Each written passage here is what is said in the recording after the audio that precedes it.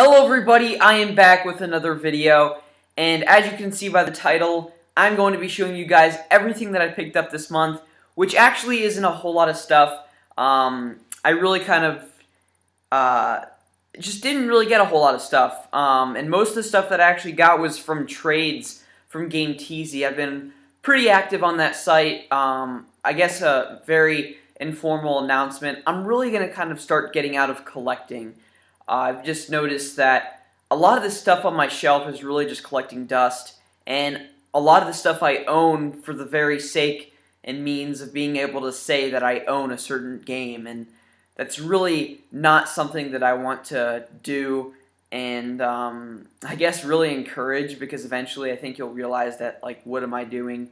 I was just really spending lots of money on things that really I wasn't really going to play a whole lot. It was really for the sake of collecting, and I just have come to the realization that I need to stop doing that. It's really just kind of absurd for me to be doing that. So I'm really going to be kind of focusing on just playing games that I have, and if there's an old retro game that I really would like to play, really the only retro stuff that I have the fondest memories with are the N64 and PlayStation 1 days. So if there's a particular game from that era that I really would like to go back and play, then I'll probably try and seek it out.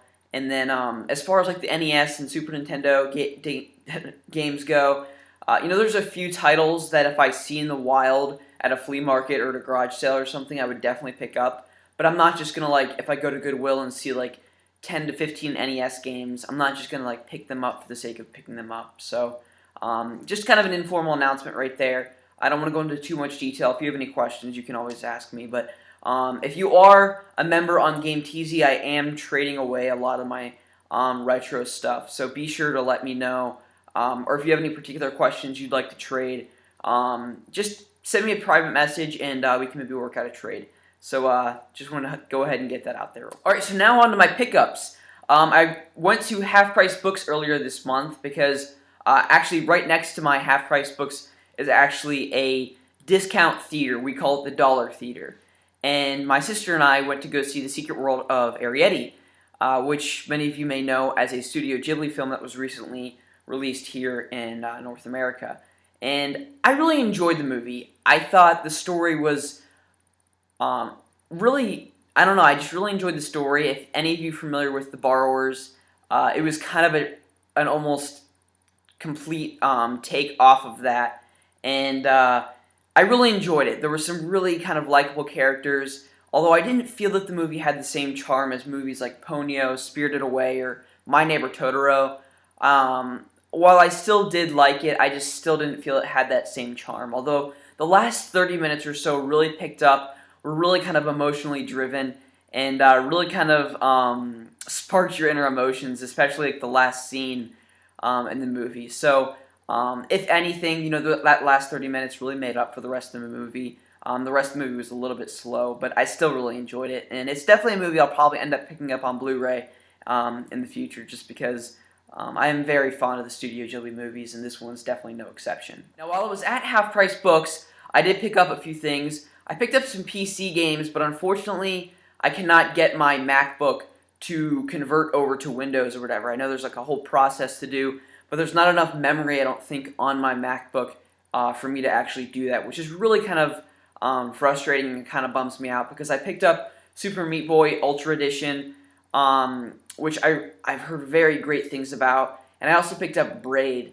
and I picked up both of those games after the sale for like maybe $8, which was an absolutely amazing deal. Actual physical copies of the games. So I was hoping to be able to play those, but I don't think it's going to work out on my PC, or my Mac, because I can't get Windows 7 on there with the system requirements that I need. So I'll probably end up getting those games on Steam, because, or, I may get Braid, or actually, I believe I can get both on Xbox Live. But regardless, I still I would really like to play those games, because I've heard excellent things about them. I heard they are platformers that really kind of define this generation of gaming, and they're definitely essential titles to play. So really would like to get into those. You guys can let me know your thoughts on Braid and Super Meat Boy, but I've heard they're excellent games. And while I was at Half Price Books, I also picked up the third installment in Dan Brown's series of The Da Vinci Code, Angels and Demons, and of course The Lost Symbol. Now, I've been wanting to read this book for quite some time, ever since its release. And it wasn't the price of the book that was holding me back. I just, at the time that the book was released, I was still in high school, and I was already reading so many books in my advanced literature classes that really reading a book for pleasure did not seem like something that was really entertaining at the time. But this price I could not, turn away. It was absolutely amazing. You can see that it says $2 on clearance. I mean, this book in hardback was $30 when it was released. So for $2, I could not pass that up. And even though it's at a secondhand bookstore, it looks as if it was never read. So really great stuff. I'm looking forward to powering through this book over the summer, as I loved Angels and Demons and the Da Vinci Code. Although I felt Angels and Demons was probably the better book, just a lot more intense in my opinion. Alright, so now we're going to get into the games. On a Game TZ trade, I got rid of some old PlayStation 1 games that I was never really going to play again. And in return, I got these. How many games did I get here? 4 games. 4 games that I've been kind of wanting for a while now. One of them, which is Nanostray, which is a 3D shoot-'em-up on the Nintendo DS. I've heard really great things about this. It also has a sequel, Nanostray 2, on the DS, which I have not played. But from the screenshots in the back, it actually does look very entertaining. I'm looking forward to playing this a little bit here in the next few days. But I got it yesterday, so I've not had a chance to play it yet. So let me know if you guys have played this game. And the next game was a game that has been out forever, essentially, for the DS, that I have no idea why I've never picked this up, because I've heard only wonderful things and really good things about the multiplayer. Craig is very fond of this game, and the multiplayer especially, he said, is very worth playing. So, and that is Metroid Prime Hunters. I remember getting the DS, the gray DS, way back in the day, and it came with the Metroid Prime Hunters demo, which I really enjoyed at the time, but for whatever reason, I never actually picked up the game itself once it was released. But now I can play through this game. I'm really looking forward to it. And this game is in excellent condition. I mean, literally it looked as if he had never played the game. All the manuals are still intact. Even the Nintendo Power Slip is in there. So I couldn't complain. Really great stuff there. And then a game for the Wii. I remember at like E3 and leading up to the Wii's launch, everyone was just absolutely blown away about what this game could possibly do for the Wii and motion controls at the time. And all of you guys know, Red Steel. I mean, I remember when they were talking about, like, oh my gosh, you can use motion controls and control a katana like a samurai blade, and everyone was just absolutely blown away and super hyped up, and the game just, like, failed miserably. Like, people were just absolutely in disgust at how the game controlled and were just very frustrated. I don't know. I haven't played the game, so I'm not really sure. Maybe I'm, over-exaggerating how much people hated it, but I remember people being very disappointed in this game. I believe the sequel was, held much higher regard than the first one, but sounds like the first one had some serious problems. But I'm still looking forward to playing through it. I may pop this in and try and just power through it, because I don't believe it's too long of a game. But the story does sound pretty interesting, so I'm looking forward to playing through this. And then a game for the GameCube that I don't think I ever had. I had it for the PlayStation 2 for sure. But this one is a version that, is much more worth having in my opinion, because the console exclusive character is Link, and that of course is Soul Calibur 2. I'm not a huge fighting fan. Tekken is my favorite fighting series, Tekken Tag Tournament being my favorite fighting game of all time, excluding Super Smash Brothers. But I remember playing Soul Calibur 2 on the PlayStation 2 with my buddies, and we had a lot of fun with this. And with Link being the exclusive character for the GameCube, I'm looking forward to maybe popping this in, having some of my buddies come over and playing some of this, because I'm sure that would be a lot of fun.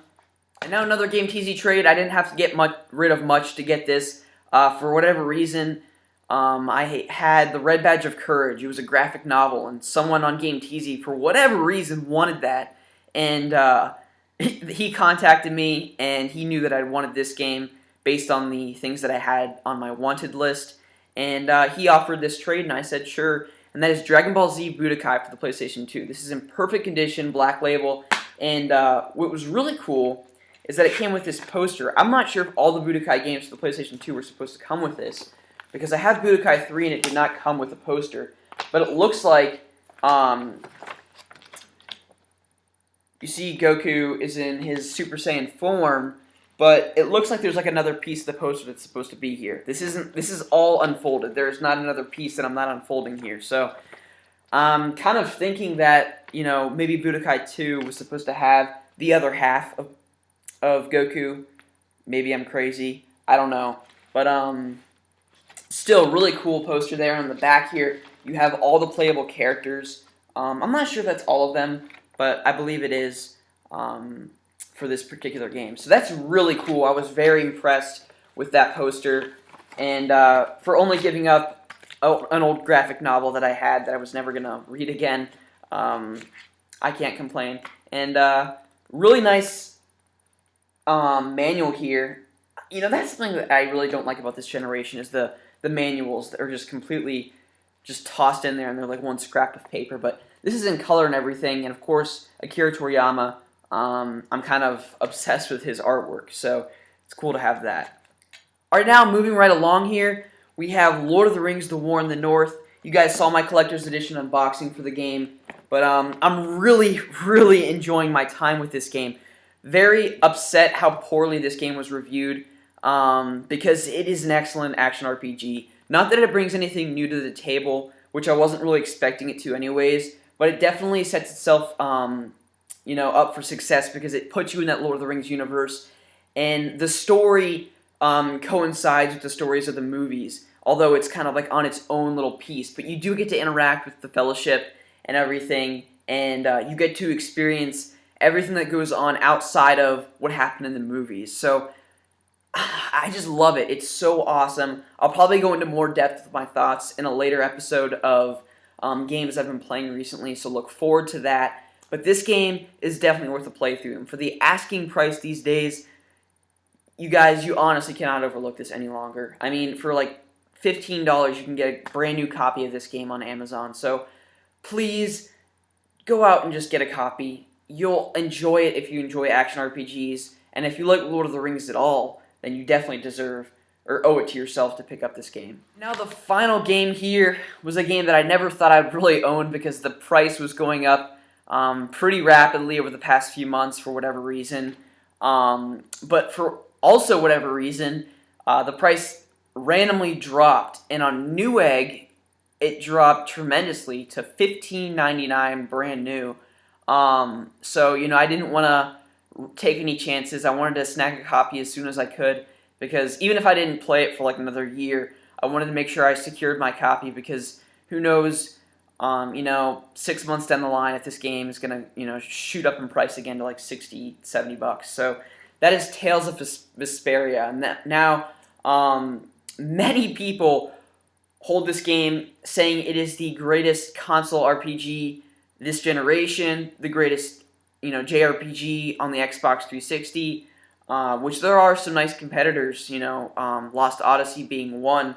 So I'm really looking forward to playing this game. I don't know when I will, though, because I have Tales of the Abyss, Tales of Grace's F on the PS3 I still have to play, Final Fantasy 13 and 13-2 I still, have to finish and play. So it'll probably be a while before I actually get a chance to play this, but the art style looks absolutely fantastic.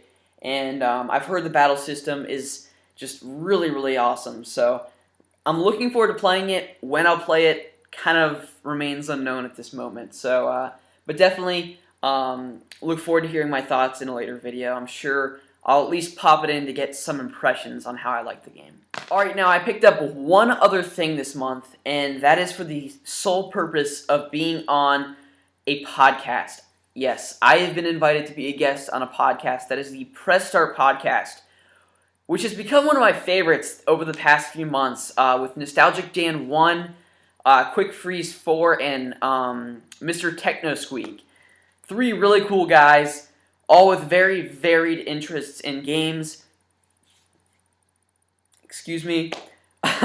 But yeah, I'm really looking forward. This Thursday, I'm going to be on their podcast, so I picked up a Turtle Beach X11 headset. Um, so, I'm not going to sound like, terrible. I wanted to come on as a guest and, be understandable. You could actually hear my voice clearly, and I wanted to make sure that was evident as it being a guest on their podcast. So I'm really looking forward to that. I'll provide a link to their podcast at the bottom of this video, but you could also download their episodes on iTunes. So please, guys, do that. Leave them some ratings. Listen to a few of their episodes, see if it's for you. I can't imagine that you wouldn't enjoy the podcast because they're three really fun guys to listen to, and of course they have guests on their episodes as well. So definitely check them out, and I'm sure once the video that they release of me being on the episode, I'll do a separate video kind of advertising that so you guys can get a chance to see that. But I'm really looking forward to that, and I have this headset here, which actually only cost me about $48 because I picked this up at a play and trade. They had a used set of this headset, and it was still in excellent condition with all the cables and everything. So for $48, I believe this particular headset goes for over $100, brand new. That was, well in my range to pay for. So I was very excited about that. And I've been listening to music with this, and, I'm eventually going to hook it up and play games online with it. So, definitely a wide area of things I can use this for, which is really nice for a $48 price tag. So really great stuff, guys. I hope you guys enjoyed this pickup video. Again, I didn't pick up a whole lot of stuff. Real quick, you can kind of see everything from a side view here of everything that I picked up.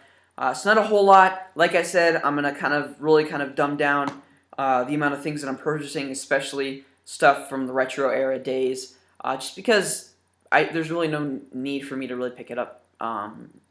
Just for the sake of having it. So I hope you guys enjoyed this video. It probably ran a little too long, but that tends to happen in these pickup videos. So I hope you guys enjoyed this video. Thank you for watching.